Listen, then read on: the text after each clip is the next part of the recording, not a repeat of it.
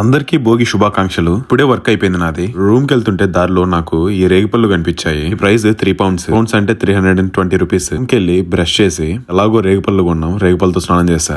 ఇవాళ పండగ అని చెప్పి 3 days నుంచి ఫుల్ కాఫ్ అండ్ కోల్డ్. మంచి రసం అన్నం తినాలనిపిస్తుంది.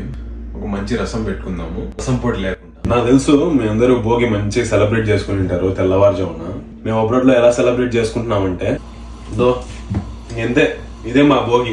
రసం ప్రిపేర్ అవుతుంటే మధ్యలో ఎలాగో రేగిపళ్ళు తెచ్చాం కదా అని తింటా కూర్చున్నా. 3 years అవుతుంది నేను ఈ రేగిపళ్ళు తిని. గ్యాప్ లో రసం కొత్తలాడుతుంది. దాంట్లో సీక్రెట్ మసాలా వేసాం. చూడు రసం ఎంత బాగా చేశాను. టేస్ట్ చేయడానికి నువ్వు పక్కన ఉంటే బాగుండు. ఏం చేస్తాం అమ్మా, నిన్నే నీ కొడుకు ప్రయోజకుడు అయ్యాడమ్మా. నీకే ఫస్ట్ ముద్ద. సరే నేనే తింటా. వీడియో మా అమ్మ చూడాలి. నా కొడక ఇంట్లో చేయమంటే ఒక్కరోజు ఏం చేయవు, ఆడ మాత్రం బ్రహ్మాండంగా అన్ని వండుకొని తింటున్నావు కదా అంటుంది. ఏం చేస్తాం, సరే అమ్మా తప్పదు. ఇంటికి వచ్చినప్పుడు నువ్వే నాకు వండి పెట్టాలి.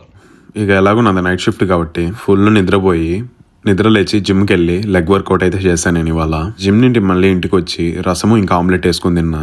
షిఫ్ట్ కి టైం అవుతుంది. ఈ వీడియోకి ఇంతే. ఈ వీడియో మీకు నచ్చినట్టయితే ఏం చేయాలో మీకు తెలుసు. ఉంటా, బాయ్.